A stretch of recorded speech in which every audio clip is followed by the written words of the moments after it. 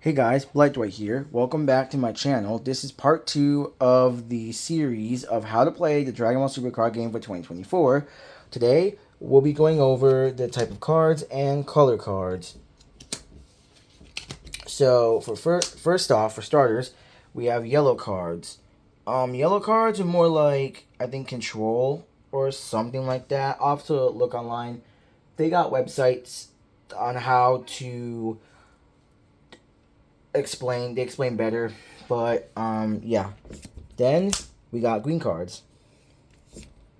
Then there's blue, dual color cards, which you see by the bulletin, the blue and yellow. You have to play a blue and a yellow. There's also red, yellow, blue, red. There's like many cards.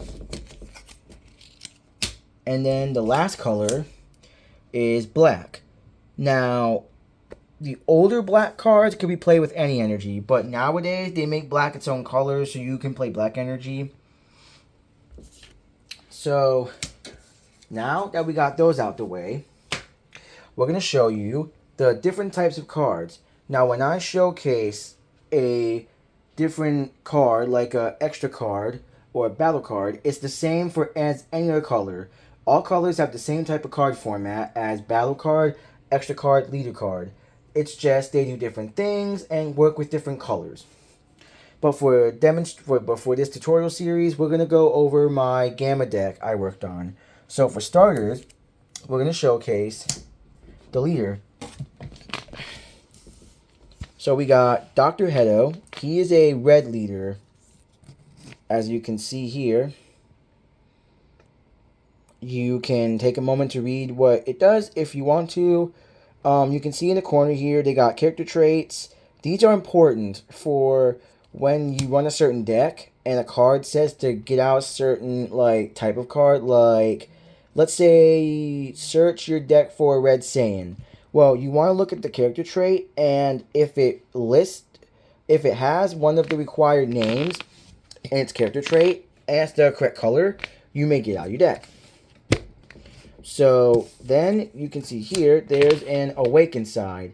We'll get to how to awaken leaders in a future video, but for now, we're just going to go over the basics, saying what the cards are, what they do, and stuff. So this is an awaken side. Now, you can see here, leaders on the front have 10k power. When they awaken, they have 15k power. So they're a little bit stronger on the awakened side. Next, we'll go over extra cards. These are extra cards. These have no power whatsoever. All they do is you pay the energy cost that states by looking at the number and that dot. The dot on the card indicates the type of color you must pay. So if it's like 1 red energy, then you pay the 1 red energy, which we'll get to energy in another video as well. All these mechanics will be explained in future videos, but we're going over the basics. Simplify it for all of you who may be wanting to get into the game, but are unsure how to play and unsure if it's expensive or not. I will say right now in this video, just to get it out the way, Dragon Ball Super card game is not that expensive. Some cards, yes, are high in value and money, but you can still make most of these decks without having to pay top dollar for it. You're not going to break bank by playing this game. You're going to have a good time. So we'll go here. Now we got extra card. We got battle cards. You can see right here in this name, it says battle. And battle cards have a power of whatever it's set at. So this is a 15k power. You can see on the side here, this number right here, this is their combo power. We'll get to comboing in a future video, but most cards have combo power of 5k. Some have combo power of 10k. These are 1-cost battle cards. These are generally your weaker cards in the deck. They're not meant for attacking, but they're meant to be played to try and help you get your bigger and better cards. This is a 2-cost battle card. These have a little bit more power, so you can play them. They do a little bit more with their effects, and they're pretty decent. Back to the card I just showcased. Here's the three. These are 3-cost cards. Like I said, these are a little better. They do different things, and it depends on what they stay in their text. Then we got 4-cost battle cards. These are like strong cards. Once you get one of these out, you're pretty much in a good standpoint to take down 15k or lower cards. But anything higher, you have to kind of combo. But we'll get to that in the future video. This is your 5-cost cards. Now, these genuinely have varying power levels. But these are like good cards. They do so much to help you win the game. And some cards work for different decks. Then we got 6-cost battle cards, which are technically stronger cards because they have a little bit more power boost and they have better effects, so they can do a lot more things. Okay, now we're getting into the last type of card.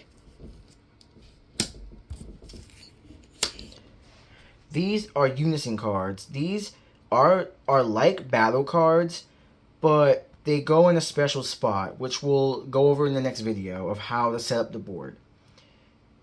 They have these varying. It has like this many energy requirements. The X on a unison card means you can pay any amount of energy to play said card out, but those dots indicate the minimum. And you see these numbers. These are like how you pay to do their effects on the card.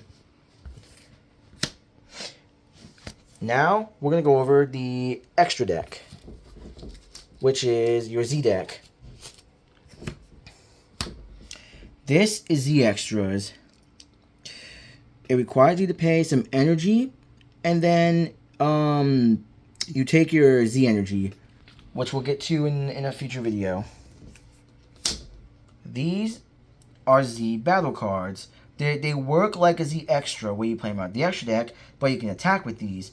Now, the extras stay on the field until you meet the requirement. And that's going to be it for the video. If you like this series and want to see more, you can comment, subscribe. I'll still be making these videos, but if you're interested in seeing a live demonstration, we will demonstrate a game if it piques interest. That's all for the video. See you in the next one. Peace.